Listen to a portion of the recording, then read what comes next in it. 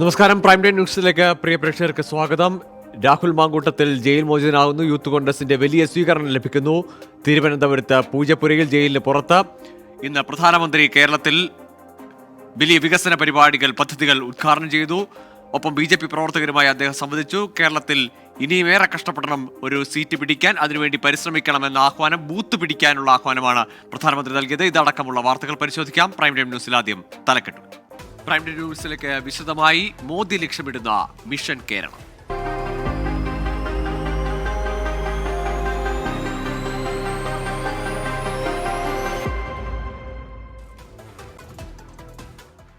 കേരളത്തിൽ ജയിക്കാൻ കഠിന പരിശ്രമം ആവശ്യമാണെന്ന് പ്രവർത്തകർക്ക് പ്രധാനമന്ത്രി നരേന്ദ്രമോദിയുടെ നിർദ്ദേശം.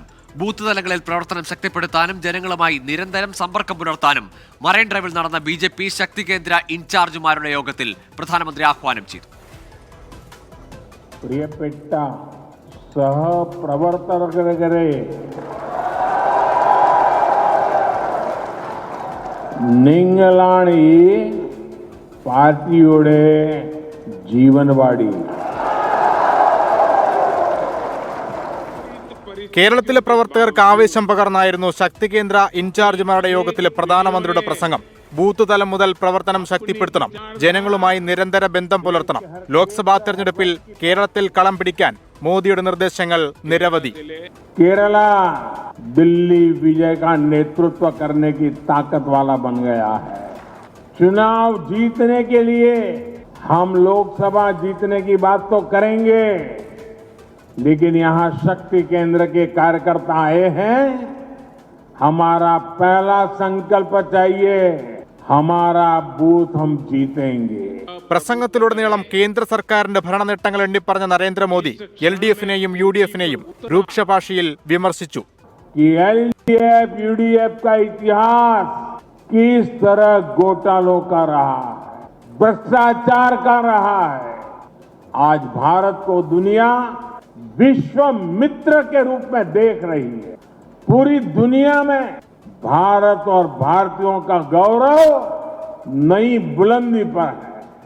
തെരഞ്ഞെടുപ്പ് ഒരുക്കത്തിന് BJP ഏറ്റവും കൂടുതൽ ആശ്രയിക്കുന്ന സംഘടനാ സംവിധാനമാണ് ശക്തി കേന്ദ്ര. എല്ലാ സംസ്ഥാനങ്ങളിലും യോഗം നടന്നെങ്കിലും പ്രധാനമന്ത്രി നേരിട്ട് പങ്കെടുത്തത് കേരളത്തിൽ മാത്രമെന്നതും ശ്രദ്ധേയം. 14 ജില്ലകളിൽ നിന്നായി 7000-ലധികം പ്രവർത്തകരാണ് പരിപാടിയിൽ പങ്കെടുത്തത്. അയോധ്യ പ്രതിഷ്ഠാ ദിനത്തിൽ വീടുകളിൽ ദീപം തെളിയിക്കണമെന്നും പ്രധാനമന്ത്രി ആഹ്വാനം ചെയ്തു. 24 കൊച്ചി. 4000 കോടിയുടെ പദ്ധതികൾ രാജ്യത്തിന് സമർപ്പിച്ച് പ്രധാനമന്ത്രി നരേന്ദ്രമോദി. കൊച്ചി ഷിപ്പ്യാർഡിൽ 3 വൻകിട പദ്ധതികൾ പ്രധാനമന്ത്രി ഉദ്ഘാടനം ചെയ്തു. പദ്ധതികൾ ദക്ഷിണേന്ത്യയുടെ വികസനത്തിൽ നാഴികക്കല്ലാകുമെന്ന് പ്രധാനമന്ത്രി. പദ്ധതി ഉദ്ഘാടനം ചെയ്യാൻ നേരിട്ടെത്തിയ പ്രധാനമന്ത്രിക്ക് മുഖ്യമന്ത്രി നന്ദി അറിയിച്ചു. കൊച്ചിൻ ഷിപ്പ്യാർഡ് ലിമിറ്റഡിന്റെ new dry dock, international ship repair facility, Indian oil കോർപ്പറേഷന്റെ LPG ഇമ്പോർട്ട് ടെർമിനൽ എന്നിവയാണ് പ്രധാനമന്ത്രി കൊച്ചിയിൽ ഉദ്ഘാടനം ചെയ്ത വൻകിട പദ്ധതികൾ. ഷിപ്പ്യാർഡിലെ പുതിയ ഡ്രൈ ഡോക്ക് രാജ്യത്തിന് അഭിമാനമായി മാറുമെന്ന് പ്രധാനമന്ത്രി. मैरीटाइम सेक्टर में इस क्षेत्र की हिस्सेदारी और बढ़ेगी. नया ड्राई डॉक भारत का नेशनल प्राइड है. इसके बनने से यहां बड़े जहाज, बड़े वेसल तो आ ही सकते हैं, साथ ही यहां शिप बिल्डिंग और शिप रिपेयर का काम भी संभव होगा. പദ്ധതികൾ നാടിന് അഭിമാനമെന്ന് മുഖ്യമന്ത്രി പിണറായി വിജയൻ പറഞ്ഞു. രാജ്യത്തിന്റെ പൊതുവായ വികസനത്തിൽ കേരളം നൽകുന്ന പിന്തുണയാണിതെന്നും മുഖ്യമന്ത്രി. രാജ്യത്തിന്റെ പൊതുവായ വികസനത്തിൽ കേരളം നൽകുന്ന മികച്ച പിന്തുണയുടെ ഉദാത്തമായ ദൃഷ്ടാന്തം കൂടിയാണ്. ISRO വിജയകരമായി വിക്ഷേപിച്ച ചന്ദ്രയാൻ 3 മിഷനിലും ആദിത്യ മിഷനിലും കേരളത്തിൽ നിന്നുള്ള നിരവധി വ്യവസായ സ്ഥാപനങ്ങൾ പങ്കാളികളായിട്ടുണ്ട്. ISRO ദൗത്യങ്ങളിൽ കേരളം നൽകിയ സംഭാവനകളും മുഖ്യമന്ത്രി വേദിയിൽ എടുത്തു പറഞ്ഞു. പുതിയ പദ്ധതികളിലൂടെ 4000 പേർക്ക് തൊഴിൽ ലഭിക്കും. 24 കൊച്ചി. പ്രധാനമന്ത്രി നരേന്ദ്രമോദി ഗുരുവായൂർ തൃപ്രയാർ ക്ഷേത്രങ്ങളിൽ ദർശനം നടത്തി. ഗുരുവായൂരിൽ സുരേഷ് ഗോപിയുടെ മകൾ ഭാഗ്യ സുരേഷിന്റെയും ശ്രേയസ് മോഹന്റെയും വിവാഹത്തിലും പങ്കെടുത്തു. പ്രധാനമന്ത്രിയാണ് വധൂവരന്മാർക്ക് വരണമാല്യം എടുത്തു നൽകിയത്. ഗുരുവായൂർ ക്ഷേത്രത്തിൽ ഇന്ന് വിവാഹിതരായ 9 നവദമ്പതികളെ പ്രധാനമന്ത്രി ആശീർവദിച്ചു.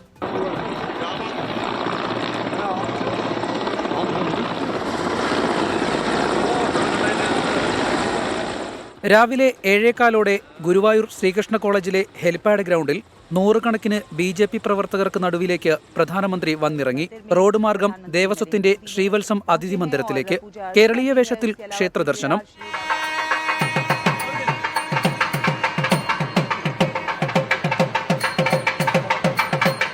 ഗുരുവായൂർ അമ്പലനടയിൽ വിവാഹം കഴിച്ച നവദമ്പതികൾക്ക് പ്രധാനമന്ത്രി ആശംസകൾ അറിയിച്ചു.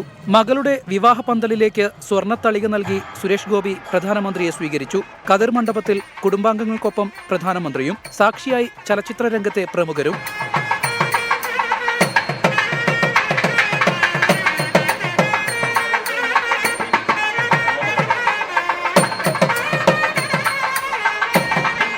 രണ്ടു മണിക്കൂറിലധികം ഗുരുവായൂരിൽ ചെലവഴിച്ചാണ് പ്രധാനമന്ത്രി നരേന്ദ്രമോദി മടങ്ങിയത്. ഗോകുലം പാർക്കിൽ നടന്ന വിവാഹ സൽക്കാരത്തിൽ സിനിമ, സാമൂഹ്യ സാംസ്കാരിക, രാഷ്ട്രീയ രംഗങ്ങളിലെ പ്രമുഖർ പങ്കെടുത്തു. ഗുരുവായൂരിൽ നിന്നും ഹെലികോപ്റ്ററിൽ പ്രധാനമന്ത്രി വലപ്പാട് സ്കൂൾ ഗ്രൗണ്ടിലെത്തി.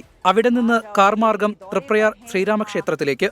1 മണിക്കൂറിലധികം ക്ഷേത്രത്തിൽ ചിലവഴിച്ച പ്രധാനമന്ത്രി 21 കുട്ടികൾ പങ്കെടുത്ത വേദാർച്ചനയ്ക്ക് കാഴ്ചക്കാരനായി.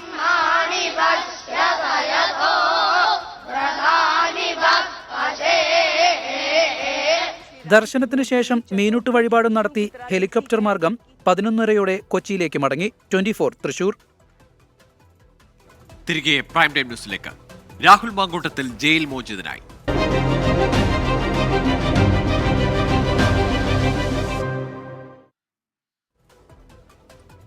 അനിശ്ചിതത്വങ്ങൾക്കൊടുവിൽ യൂത്ത് കോൺഗ്രസ് സംസ്ഥാന പ്രസിഡന്റ് രാഹുൽ മാങ്കൂട്ടത്തിൽ ജയിൽ മോചിതനായി. മുദ്രാവാക്യം വിളികളോടെയും പുഷ്പവൃഷ്ടികളോടെയുമാണ് രാഹുലിനെ പ്രവർത്തകർ വരവേറ്റത്. PC വിഷ്ണുനാഥ്, ഷാഫി പറമ്പിൽ, BV ശ്രീനിവാസ് തുടങ്ങിയ നേതാക്കളും രാഹുലിനെ സ്വീകരിക്കാൻ ജയിലിന് മുന്നിലെത്തിയിരുന്നു. സെക്രട്ടേറിയറ്റ്, DGP ഓഫീസ് മാർച്ചുകളിൽ വൈകിട്ടോടെയാണ് രാഹുലിന് ജാമ്യം ലഭിച്ചത്. ഫാസിസ്റ്റ് സർക്കാരിനെതിരെയുള്ള സമരം തുടരുമെന്ന് രാഹുൽ മാങ്കൂട്ടത്തിൽ പറഞ്ഞു. എത്ര പ്രവർത്തകരെ തല്ലിയൊതുക്കിയാലും ഈ നാടിന് വേണ്ടി സമരം ചെയ്യും. ജനങ്ങൾ കിരീടം താഴെ വെപ്പിക്കുമെന്ന് രാജാവെന്ന് കരുതുന്ന പിണറായി വിജയൻ ഓർക്കണമെന്നും രാഹുൽ മാങ്കൂട്ടത്തിൽ. രാജാവെന്ന് വിചാരിക്കുന്ന പിണറായി വിജയനോട് സൂചിപ്പിക്കാനായിട്ട് ആഗ്രഹിക്കുന്നു. കിരീടം താഴെ വെക്കുക, ജനങ്ങൾ പിന്നാലെയുണ്ട് എന്ന് മാത്രം സൂചിപ്പിച്ചുകൊണ്ട് ഈ നാട്ടിലെ സാധാരണക്കാരായ മനുഷ്യന്മാരുടെ ജീവിതത്തെ സുഖമാക്കുവാനോ തടസ്സപ്പെടുത്തുവാനോ നമ്മൾ ആഗ്രഹിക്കുന്നില്ല. അതിശക്തമായിട്ടുള്ള പോരാട്ടവുമാണ് നമ്മൾ പോരാട്ടമായി തന്നെ ഉണ്ടാകാൻ. ജയ് യൂത്ത് കോൺഗ്രസ്. വിവരങ്ങളുമായി അഖിൽ ഷാൻ സാർ ചേരുന്നുണ്ട്. അഖിൽ, വലിയ സ്വീകരണം ജയിൽ മോചിതനാവുന്ന രാഹുലിന് നൽകുന്നു. അതായത് പൂർവാധികം കരുത്തോടെ അല്ലെങ്കിൽ കൂടുതൽ കരുത്തോടെ രാഹുൽ പുറത്തേക്ക് എന്ന സന്ദേശം യൂത്ത് കോൺഗ്രസ് നൽകുന്നുണ്ട്. രൂക്ഷമായ വിമർശനങ്ങളും രാഹുലിന്റെ ഭാഗത്തു നിന്നുണ്ടായല്ലേ?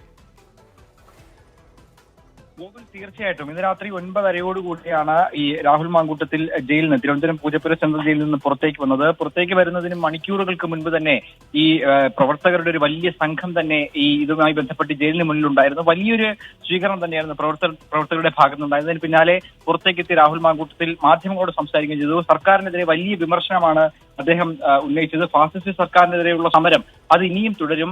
ഈ ജയിലിലായിരുന്ന സന്ദർഭത്തിലൊക്കെ ആലപ്പുഴയിൽ ഉൾപ്പെടെ പോലീസ് നരനായാട്ട് നടത്തി. അതിനെതിരായ സമരങ്ങൾ ഉൾപ്പെടെ ഇനിയും തുടരുമെന്നുള്ളൊരു പ്രതികരണമാണ് രാഹുൽ മാങ്കൂട്ടത്തിന്റെ ഭാഗത്തുനിന്നുണ്ടായത്. കൂടുതൽ ഇതുമായി ബന്ധപ്പെട്ടുള്ള കൂടുതൽ വിവരങ്ങൾ, വരും ദിവസങ്ങളിൽ ഉണ്ടാകാൻ പോകുന്ന സമരങ്ങൾ, ഇതുമായി ബന്ധപ്പെട്ടുള്ള കൂടുതൽ വിവരങ്ങളൊക്കെ നാളെ മാധ്യമങ്ങളോട് വ്യക്തമാക്കുമെന്നുള്ളതാണ് അദ്ദേഹം സൂചിപ്പിച്ചത്.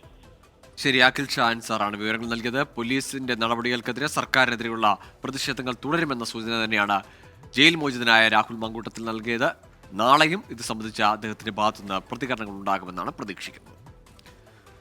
ജയിലിലേക്ക് പോയതിനേക്കാൾ കരുത്തനായാണ് രാഹുൽ മാങ്കൂട്ടത്തിൽ മടങ്ങിയെത്തുന്നത് എന്ന വിലയിരുത്തലാണ് കോൺഗ്രസ് ക്യാമ്പ്. എന്നാൽ ജാമ്യം സ്വാഭാവിക നടപടികൾക്കപ്പുറം പ്രാധാന്യമുള്ളതല്ല എന്നാണ് CPIM നിലപാട്. സംസ്ഥാന അധ്യക്ഷ പദവിയിൽ രാഹുൽ മാങ്കൂട്ടത്തിലിന്റെ തുടക്കം ഒട്ടും ശുഭകരമായിരുന്നില്ല. വ്യാജ ഐഡന്റിറ്റി കാർഡ് വിവാദം നിറം കെടുത്തിയെങ്കിലും നവകേരള സദസ്സിനെതിരെ സംസ്ഥാനമൊട്ടാകെ നടന്ന സമരങ്ങൾ യൂത്ത് കോൺഗ്രസിനെ ചലിപ്പിച്ചു. സെക്രട്ടേറിയറ്റ്, DGP ഓഫീസ് മാർച്ചുകളോടെ യൂത്ത് കോൺഗ്രസ് സമരസംഘടനയായി. അതിനിടെയാണ് മാർച്ചിലെ സംഘർഷത്തിന്റെ പേരിലെ രാഹുൽ മാങ്കൂട്ടത്തിലിന്റെ അറസ്റ്റ്. കസ്റ്റഡിയിലെടുത്ത രീതി സർക്കാരിനെയും പോലീസിനെയും പ്രതിരോധത്തിലാക്കിയിരുന്നു. റിമാൻഡ് കാലാവധി കഴിയും വരെയെങ്കിലും ജാമ്യം നിഷേധിക്കണമെന്ന നിർബന്ധ ബുദ്ധിയോടെ പോലീസ് 3 കേസുകളിൽ കൂടി അറസ്റ്റ് രേഖപ്പെടുത്തി. ജാമ്യം രാഷ്ട്രീയ വിജയമെന്ന വിലയിരുത്തലിലാണ് നേതാക്കൾ. You can see from last 17-18 days to government, like in North India, Narendra Modi ji's government what they are doing in UP, Madhya Pradesh, like this happening in Kerala.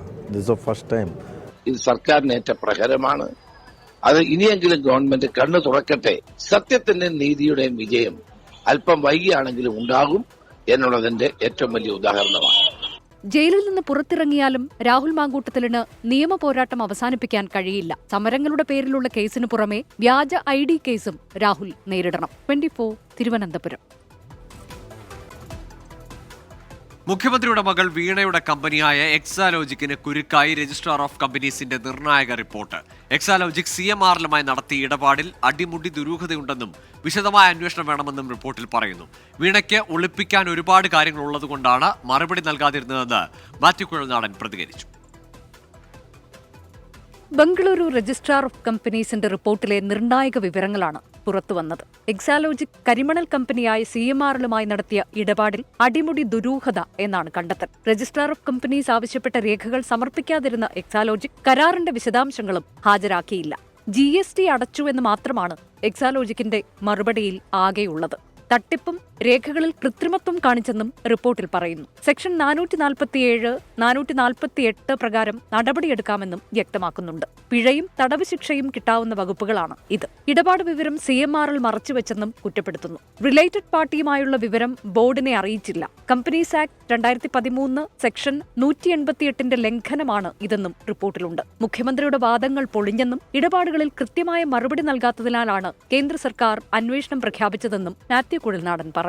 ഇന്നത്തെ ദിവസം പൊളിഞ്ഞു വീഴുന്നത് മുഖ്യമന്ത്രി തന്റെ മകൾക്ക് വേണ്ടി തീർത്ത പ്രതിരോധം, മകളുടെ ഭാഗം കേൾക്കാതെയാണ് ഈ നടപടികൾ മുന്നോട്ട് പോയത് എന്ന് പറയുമ്പോൾ, മകൾക്ക് പറയാനുള്ള അവസരം ലഭിച്ചിട്ട്, പറയാനുള്ള നോട്ടീസ് ലഭിച്ചിട്ട്, പറയാനുള്ള അവസരം കിട്ടിയപ്പോൾ എന്തുകൊണ്ട് മറുപടി പറഞ്ഞില്ല?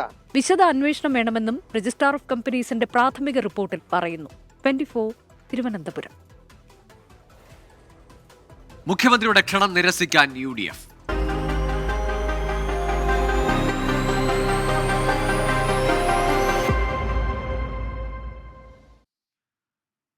കേന്ദ്ര സർക്കാരിനെതിരെ ഒന്നിച്ചുള്ള സമരത്തിന് UDF ഇല്ല.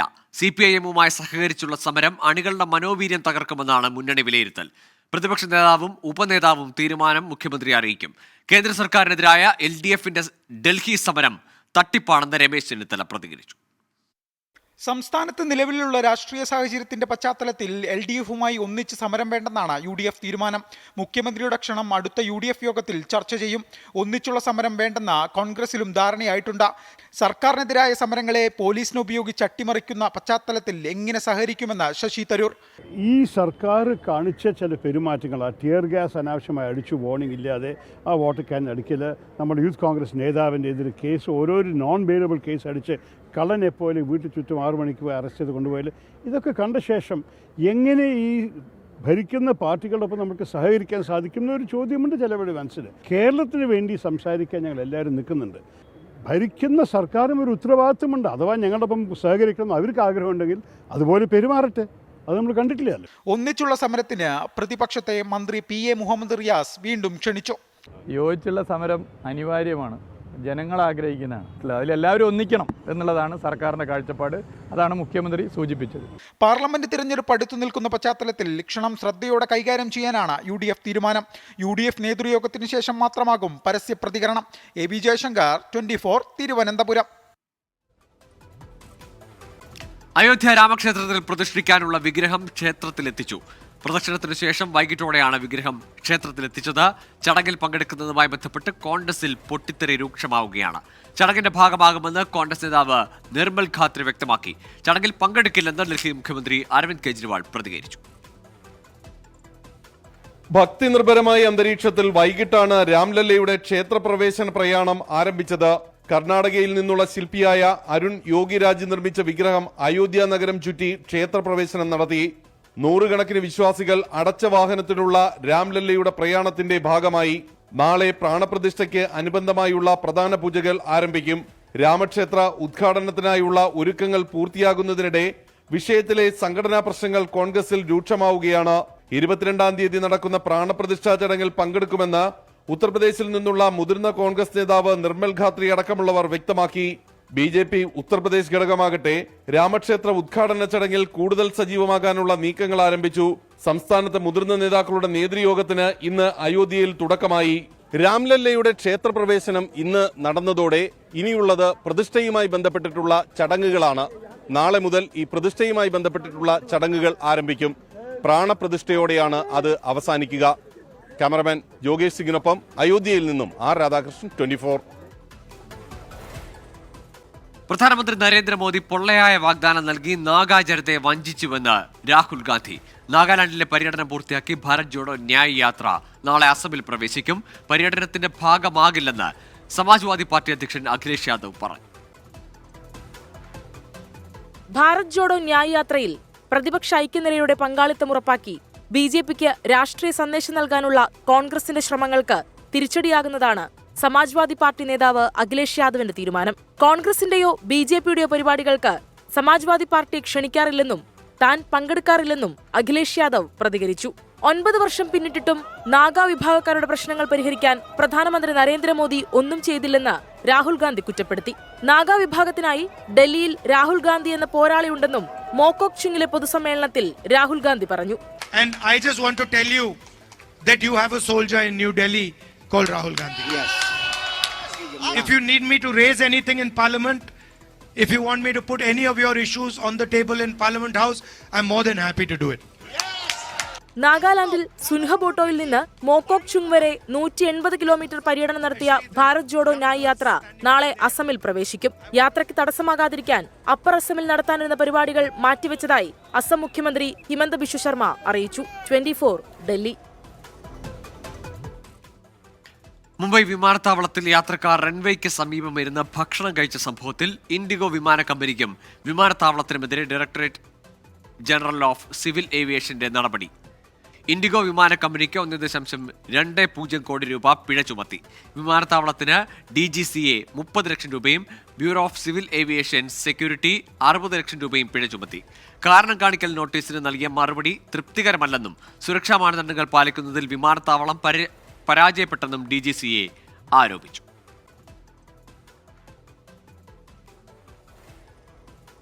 വ്യാജ തിരിച്ചറിയൽ രേഖാ കേസിൽ അന്വേഷണം ക്രൈംബ്രാഞ്ചിന്.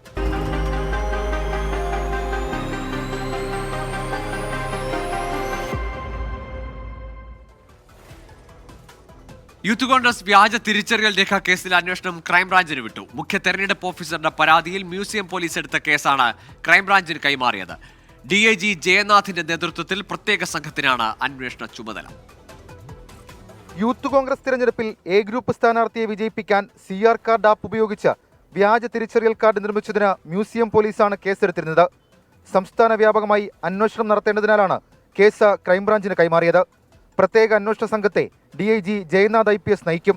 ക്രൈംബ്രാഞ്ച് SP ജയശങ്കറിനാണ് മേൽനോട്ട ചുമതല. DYSP ജലീൽ തോട്ടത്തിലാണ് അന്വേഷണ ഉദ്യോഗസ്ഥൻ. കേസിൽ 5 പേരെ മ്യൂസിയം പോലീസ് നേരത്തെ അറസ്റ്റ് ചെയ്തിരുന്നു.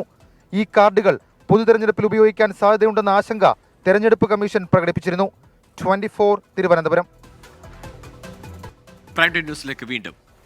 തിരുവനന്തപുരം പാറശാലയിൽ സൈനികനും സഹോദരനും മർദ്ദനമേറ്റ സംഭവത്തിൽ CCTV ദൃശ്യങ്ങൾ പുറത്ത്.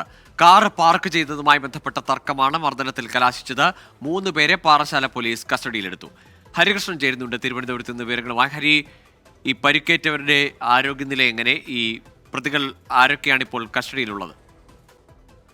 ഗോകുൽ, ഈ കടയുടമ അയൂബ് ഖാന്റെ മകൻ ആരിഫ് ഉൾപ്പെടെ 3 സുഹൃത്തുക്കൾ ഉൾപ്പെടെ 3 പേരാണ് ഈ പാറശാല പോലീസിന്റെ കസ്റ്റഡിയിലുള്ളത്. ഇന്ന് വൈകുന്നേരമാണ് ഈ സംഭവം ഉണ്ടാകുന്നത്. ഈ പാറശാല മുസ്ലിം പള്ളിക്ക് സമീപമാണ് ഈ അയൂബ് ഖാന്റെ ഒരു ടെക്സ്റ്റൈൽ ഷോപ്പ്. ഇതിന് മുന്നിലാണ് ഈ സഹോദരങ്ങൾ കാർ പാർക്ക് ചെയ്തത്. കാർ പാർക്ക് ചെയ്ത് ഇവർ പുറത്തേക്ക് പോയി. തുടർന്ന് തിരികെ വന്നതോടുകൂടി ഈ കടയുടമ അയൂബ് ഖാനുമായി ഇവർ തർക്കത്തിലേർപ്പെട്ടു, വാക്കുതർക്കത്തിൽ ഏർപ്പെട്ടു. ഇതിനിടയിലാണ്, നമുക്ക് ഈ ദൃശ്യങ്ങളിൽ തന്നെ കാണാം, ഇതിനിടയിലാണ് ഈ കടയുടമയുടെ മകനും ഇവരുമായി ഈ കാർ പാർക്ക് ചെയ്തതുമായി ബന്ധപ്പെട്ട തർക്കത്തിൽ ഏർപ്പെടുന്നത്. ഇത് പിന്നീട് സംഘർഷത്തിൽ കലാശിക്കുകയാണ്. ഗുരുതരമായി ഈ അലീഫ് ഉൾപ്പെടെ 3 സുഹൃത്തുക്കൾ ചേർന്ന് ഇവരെ ഗുരുതരമായി മർദ്ദിക്കുന്ന ദൃശ്യങ്ങളാണ് ഈ കാണുന്നത്. അതിൽ തന്നെ ഈ സൈനികന്റെ സഹോദരനും ഗുരുതരമായി പരിക്കേൽക്കുന്നുണ്ട്. ഈ സഹോദരന് ഗുരുതരമായി പരിക്കേറ്റ മെഡിക്കൽ കോളേജ് ആശുപത്രിയിൽ ചികിത്സയിലാണ്. ഇപ്പോൾ കിട്ടുന്ന വിവരം അനുസരിച്ച് ഇയാളുടെ വാരിയല് തകർന്ന നിലയിലാണ്. ഈ സംഭവത്തിൽ പാറശാല പോലീസ് കേസ് എടുത്തിട്ടുണ്ട്. ഈ കടയുടമയുടെ മകൻ ആരിഫ് ഉൾപ്പെടെ 3 പേരെയാണ് പോലീസ് കസ്റ്റഡിയിൽ എടുത്തിട്ടുള്ളത്. ഇവരെ വിശദമായി ചോദ്യം ചെയ്യുകയാണ് ഗോകുൽ. ശരി, ഹരികൃഷ്ണൻ, പാറശാലയിലാണ് കാർ പാർക്കിങ്ങിനെ ചൊല്ലിയുള്ള തർക്കം അതിക്രൂരമായ മർദ്ദനത്തിന് കലാശിച്ചത്. സൈനികനും സഹോദരനുമാണ്. സഹോദരന്റെ വാരിയൽ ഉൾപ്പെടെ തകർന്ന നിലയിൽ തിരുവനന്തപുരം മെഡിക്കൽ കോളേജിൽ ചികിത്സയിലെന്നാണ് ഹരികൃഷ്ണൻ നൽകുന്ന വിവരം. മറ്റു വാർത്തയിലേക്ക്. KSRTCയിൽ എല്ലാ മാസവും 5-ാം തീയതിക്ക് മുൻപ് ശമ്പളം നൽകാൻ ഗതാഗത മന്ത്രി KB ഗണേഷ് കുമാർ. യൂണിയനുകളുമായുള്ള ചർച്ചയിൽ ധാരണയായി. നഷ്ടത്തിലോടുന്ന റൂട്ടുകൾ പുനഃക്രമീകരിക്കുമെന്നും ശമ്പളം ഒറ്റ ഗഡുവായി നൽകാൻ ശ്രമിക്കുമെന്നും മന്ത്രി പറഞ്ഞു. സാമ്പത്തിക പ്രതിസന്ധിയെ തുടർന്ന് നഷ്ടത്തിലോടുന്ന KSRTC അടിമുടി പരിഷ്കരിക്കാനാണ് നീക്കം. ചിലവ് കുറച്ച് വരുമാനമുയർത്തും. ശമ്പളം ഒറ്റഗഡുവായി നൽകുന്ന പദ്ധതി ആവിഷ്കരിക്കുമെന്ന് മന്ത്രി KB ഗണേഷ് കുമാർ. ശമ്പളം ഒന്നിച്ചു കൊടുക്കാൻ സർക്കാർ ശമ്പളം കൊടുക്കുന്ന അവസ്ഥ മാറ്റാനൊക്കത്തില്ല. സർക്കാർ തന്നെയാണ് കൊടുക്കുന്നത്, ഇപ്പോൾ കൊടുക്കുന്നത്. അതേപറ്റി അത് തുടരും. പക്ഷേങ്കിലും ഒരുമിച്ച് കൊടുക്കാൻ പറ്റുമോ എന്നാണ് പരിശ്രമിക്കുന്നത്. അങ്ങനെ ഒരു നീക്കം നടത്തണമെന്ന് മുഖ്യമന്ത്രി എന്നോട് നിർദ്ദേശിച്ചു. അപ്പോൾ അതനുസരിച്ച് ചില ചർച്ചകൾ നടക്കുന്നുണ്ട്. KSRTC ഇനി ഇലക്ട്രിക് ബസ്സുകൾ വാങ്ങില്ല. ഇലക്ട്രിക് ബസ്സുകൾ എത്ര ദൂരം ഓടുമെന്ന് ഗ്യാരണ്ടിയില്ലെന്ന് മന്ത്രി. ഇലക്ട്രിക് ബസ് വാങ്ങിക്കുന്നതിലേക്ക് യോജിപ്പില്ല. കാരണം ഇലക്ട്രിക് ബസ് പേഴ്സണലി പറഞ്ഞു കഴിഞ്ഞാൽ എൻ്റെ അറിവനുസരിച്ച് ഇലക്ട്രിക് ബസ് ഒരു സക്സസ് ആയി ആരും തെളിയിക്കപ്പെട്ടിട്ടില്ല. ഈ ഇലക്ട്രിക് ബസ്സിൻ്റെ സൈസിലുള്ള ഒരു ചെറിയ ബസ് ഡീസൽ വണ്ടി നമ്മൾ വാങ്ങിച്ചാൽ 24 ലക്ഷം രൂപ കൊടുത്താൽ ഇതിന് 1 കോടി രൂപ കൊടുക്കണം. കോർപ്പറേഷന്റെ സുതാര്യത ഉറപ്പുവരുത്തും. ഇതിന്റെ ഭാഗമായി KSRTCയുടെ നിയന്ത്രണം ഒറ്റ സോഫ്റ്റ്വെയറിലേക്ക് മാറ്റും. വലിയൊരു സോഫ്റ്റ്വെയറിലേക്ക് അവരുടെ എല്ലാ സംശയങ്ങളും തീരത്തക്ക രീതിയിൽ സ്റ്റോക്കിൻ്റെ അവൈലബിലിറ്റി, ക്യാഷിൻ്റെ ഫ്ലോ, അഡ്മിനിസ്ട്രേഷൻ കംപ്ലീറ്റ് ഞങ്ങളൊരു സോഫ്റ്റ്വെയർ നിർമ്മിച്ച് അതിലേക്ക് മാറ്റാൻ തീരുമാനമുണ്ട്. മന്ത്രിയുമായി നടത്തിയ ചർച്ചയിൽ തൊഴിലാളി യൂണിയനുകൾക്കും അനുകൂല നിലപാട്. പുതിയ മന്ത്രിയുടെ ആ ഒരു ഇന്നത്തെ നീക്കം KSRTC ഗുണം ചെയ്യുമെന്നാണ് ഞങ്ങൾ പ്രതീക്ഷിക്കുന്നത്. അനധികൃതമായി ഓടുന്ന ആംബുലൻസുകളെ നിയന്ത്രിക്കാൻ മന്ത്രി നിർദ്ദേശം നൽകിയിട്ടുണ്ട്. ആംബുലൻസുകളുടെ താരിഫ് നിശ്ചയിക്കാൻ 5-അംഗ സമിതിയെ നിയോഗിച്ചു. 24 തിരുവനന്തപുരം. റേഷൻ വിതരണക്കാർക്കെതിരെ ഭക്ഷ്യമന്ത്രി GR അനിൽ പണം നൽകുമെന്ന് ഉറപ്പു നൽകിയിട്ടും അനാവശ്യമായ സമരം നടത്തി. കേന്ദ്രം നൽകിയ പണം സംസ്ഥാന സർക്കാർ വിതരണം ചെയ്യുന്നില്ലെന്ന വിതരണക്കാരുടെ ആരോപണം അടിസ്ഥാനരഹിതമെന്നും മന്ത്രി GR അനിൽ പറഞ്ഞു. പൊതുജനങ്ങൾക്ക് ഭക്ഷ്യധാന്യം കിട്ടുന്നത് അസാധ്യമാകുന്നൊരവസ്ഥയാകുന്നു എന്നൊക്കെയുള്ള ഭീതിജനകമായ വാർത്ത ചിലതിലൊക്കെ കാണുകയുണ്ടായി. ഭക്ഷ്യ പൊതുവിതരണ രംഗം വളരെ ഗുരുതരമായിട്ടുള്ള പല സാഹചര്യങ്ങളെയാണ് നേരിടുന്നത്. പണിമുടക്ക് വരുന്നതിന് നമ്മളാരും എതിരല്ല. അവരുടെ അവകാശങ്ങൾ നേടാൻ വേണ്ടി പണിമുടക്കാം. പക്ഷേ 1-1.5 മാസക്കാലത്തെ കുടിശ്ശിക ഉണ്ടെന്നതിൻ്റെ പേരിൽ സ്തംഭിക്കുന്ന സമരത്തിലേക്ക് പോകുന്നത് അവരും ആലോചിക്കുന്ന സമൂഹം മനസ്സിലാക്കേണ്ട ഒരു വിഷയമാണ്. അടച്ചിട്ട് അല്ലെങ്കിൽ അതിനെ പൂർണ്ണമായി സ്തംഭിപ്പിച്ച ഒരു സമരത്തിലേക്ക് ഒരുപാട് പ്രയാസങ്ങളൊക്കെ ഉണ്ടെങ്കിൽ പോലും പോകാത്തത് എന്താ കാര്യം? ജനങ്ങളോടുള്ള അവർക്കും പ്രതിബദ്ധതയില്ലേ? SKSSF നേതാവ് സത്താർ പന്തല്ലൂരിനെതിരെ ഗുരുതര ആരോപണവുമായി പാണക്കാട് കുടുംബാംഗം. സമസ്തയിലെ മുതിർന്ന നേതാക്കൾക്കെതിരെ ഭീഷണിക്കത്ത് തയ്യാറാക്കിയതിന് പിന്നിൽ സത്താർ പന്തല്ലൂരാണെന്ന് പാണക്കാട് സമീർ അലി ശിഹാബ് തങ്ങൾ ആരോപിച്ചു. വ്യാജ പ്രചാരണം നടത്തുന്നവർക്കെതിരെ നിയമ നടപടി സ്വീകരിക്കുമെന്ന് സത്താർ പന്തല്ലൂർ പറഞ്ഞു. സമസ്തയിലെ നേതാക്കൾക്കെതിരെ ഭീഷണിക്കത്ത് എഴുതിയെന്ന പാണക്കാട് സമീറലി തങ്ങളുടെ ആരോപണം വാസ്തവവിരുദ്ധമാണെന്ന് സത്താർ പന്തല്ലൂർ. ഇത്തരം വില കുറഞ്ഞ ആരോപണങ്ങളിലൂടെ വാർത്തകളിൽ നിറഞ്ഞു നിൽക്കാനുള്ള ആഗ്രഹമോ മറ്റുള്ളവരുടെ പ്രേരണയോ ആണ്. വ്യാജ പ്രചാരണം നടത്തുന്നവർക്കെതിരെ നിയമ നടപടി സ്വീകരിക്കുമെന്നും സത്താർ പന്തല്ലൂർ ഫേസ്ബുക്ക് പോസ്റ്റിൽ വ്യക്തമാക്കി. അന്തരിച്ച സമസ്ത മുഷാവറ അംഗവും മുതിർന്ന നേതാവുമായിരുന്ന TM ബാപ്പു മുസ്ലിയാർ, സമസ്ത സെക്രട്ടറി MT അബ്ദുള്ള മുസ്ലിയാർ എന്നിവർക്കെതിരെ അധിക്ഷേപവും ഭീഷണി പരാമർശവുമുള്ള കത്താണ് സോഷ്യൽ മീഡിയയിൽ പ്രചരിക്കുന്നത്. ഇസ്ലാം സെന്റർ ഉപയോഗിച്ച് ഇങ്ങനെ പല രീതിയിലും കാലങ്ങളായിട്ട് അങ്ങനെ പ്രവർത്തിക്കുന്നുണ്ട്. ഇസ്ലാമിനെതിരെ വളരെ മോശപ്പെട്ട രീതിയിൽ പ്രവർത്തിക്കുന്നുണ്ട്. വെടിവെച്ച് കൊല്ലണമെന്ന് പറഞ്ഞതിനുള്ള തെളിവ് നമ്മുടെ കയ്യിലുണ്ട്. കൈവിട്ടവരെ കേട്ടു ചെയ്തു. ഈ കത്തും അവൻ്റെ അതിൻ്റെ തെളിവ് നമ്മുടെ കയ്യിലുണ്ട്. തെളിവ് സഹിതം സമസ്തയ്ക്ക് പരാതി നൽകാനാണ് മുൻ SKSSF ഭാരവാഹിയും പാണക്കാട് കുടുംബാംഗം കൂടിയായ സമീർ അലി തങ്ങളുടെ തീരുമാനം. കൈവിട്ട് പരാമർശത്തിൽ സത്താർ പന്തല്ലൂരിനെ പിന്തുണച്ച് ഒരു വിഭാഗം സമസ്ത നേതാക്കൾ സംയുക്ത പ്രസ്താവന ഇറക്കി. ഉമർ ഫൈസി മുക്കം, AV അബ്ദുറഹ്മാൻ മുസ്ലിയാർ, വാക്കോട് മൊയ്തീൻകുട്ടി ഫൈസി, ഹമീദ് ഫൈസി അമ്പലക്കടവ് തുടങ്ങിയവരുടേതാണ് സംയുക്ത പ്രസ്താവന. 24 മലപ്പുറം. കുസാറ്റിലേത് വിളിച്ചു വരുത്തിയ ദുരന്തമോ?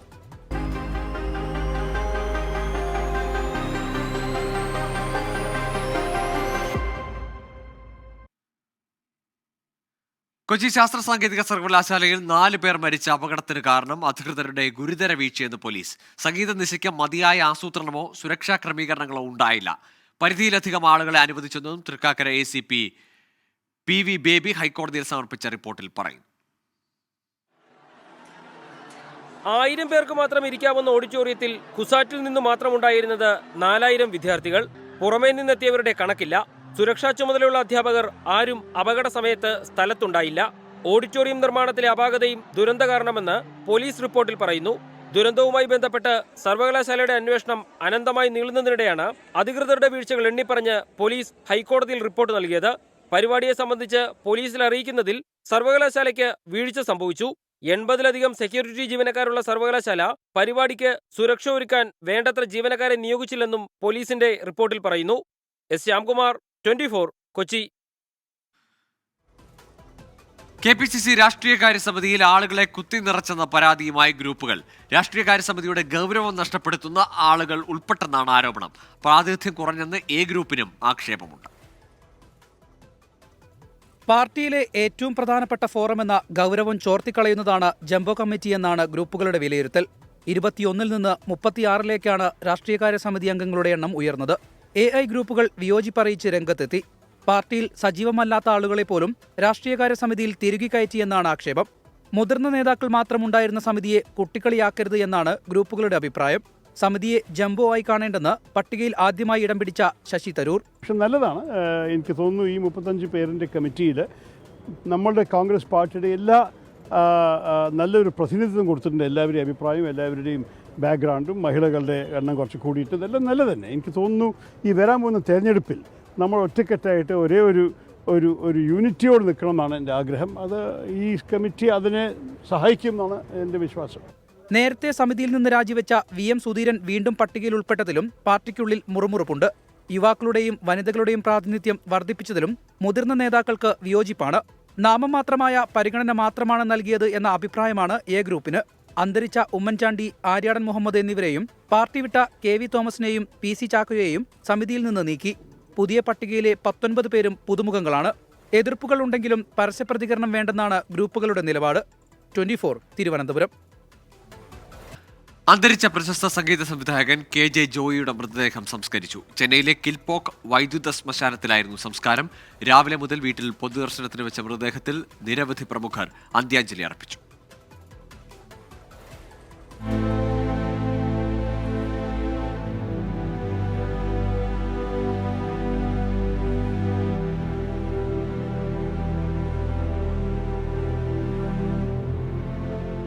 രണ്ട് ദിവസമായി ചെന്നൈ അപ്പോളോ ആശുപത്രിയിലെ മോർച്ചറിയിൽ സൂക്ഷിച്ചിരുന്ന മൃതദേഹം ഇന്ന് രാവിലെ 10 മണിയോടെയാണ് സാന്തോമിലെ വീട്ടിലെത്തിച്ചത്.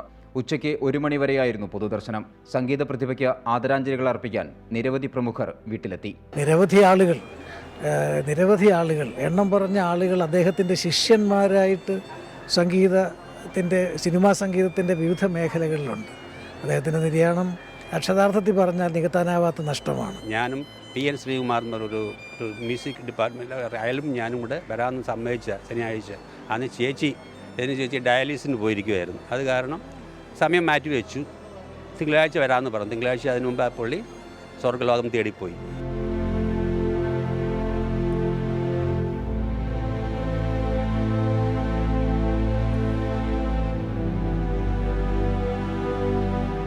ചടങ്ങുകൾ പൂർത്തിയാക്കി 2:30യോടെ കിൽപോക്കിലെ ശ്മശാനത്തിലേക്ക്. അവിടെ പ്രാർത്ഥനകൾക്ക് ശേഷം നിത്യശാന്തിയിലേക്ക്. ബന്ധുക്കളും സുഹൃത്തുക്കളും സംഗീതപ്രേമികളുമൊക്കെ അവസാന യാത്രയ്ക്ക് അകമ്പടിയായി.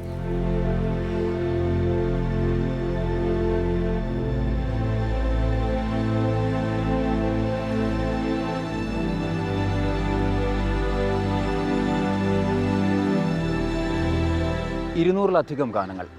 അതിൽ മലയാളത്തിൽ എന്നും ഓർമ്മിക്കാവുന്ന ഒരു പിടി നല്ല ഗാനങ്ങൾ. എല്ലാം ബാക്കിയാക്കി KG Joy യാത്രയാവുകയാണ്.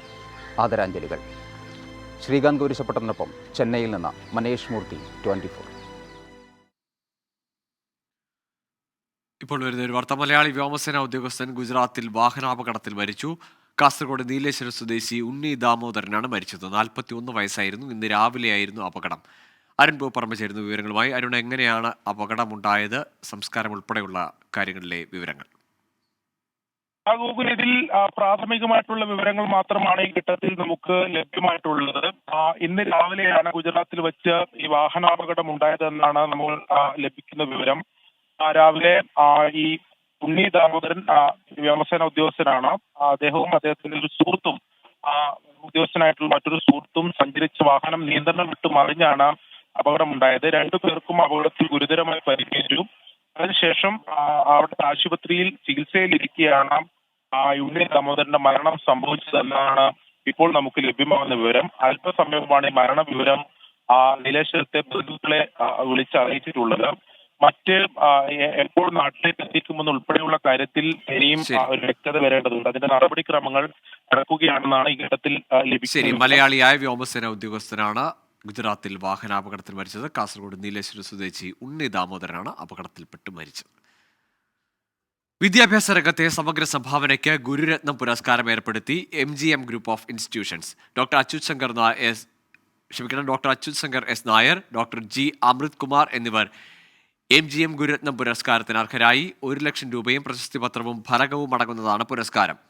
Doctor Cyriac Thomas, MGM group ചെയർമാനായ doctor Geevarghese Yohannan, Jacob Punnoose, doctor Kuncheria P Isaac, professor doctor G Gopakumar, Gopinath Madathil എന്നിവർ അംഗങ്ങളായ കമ്മിറ്റിയാണ് പുരസ്കാരം നിർണയിച്ചത്. അടുത്ത മാസം 10 രാവിലെ 11 മണിക്ക് ആക്കുളം MGM പബ്ലിക് സ്കൂളിൽ നടക്കുന്ന ചടങ്ങിൽ പശ്ചിമബംഗാൾ ഗവർണർ CV ആനന്ദബോസ് പുരസ്കാരം സമ്മാനിക്കും. അഡ്വൈസറി ബോർഡിൽ ഞങ്ങൾ വേണ്ടി വന്നാൽ ഒരു ഇൻ്റർനാഷണൽ ലെവലിലേക്ക് നമ്മൾ ഉയരത്തക്ക രൂപത്തിലുള്ള ഭാഗ്യം നമുക്ക് ഈ എഡ്യൂക്കേഷൻ ഫീൽഡിൽ സാധിച്ചെടുക്കുവാനായിട്ട് സാധിച്ചു എന്നുള്ളതാണ് നമ്മുടെ ഒരു അഭിമാനമായിട്ട് നമുക്ക് പറയുന്നത്. ഇതോടെ പ്രൈം ടൈം ന്യൂസ് പൂർണ്ണമാകുന്നു. നമസ്കാരം.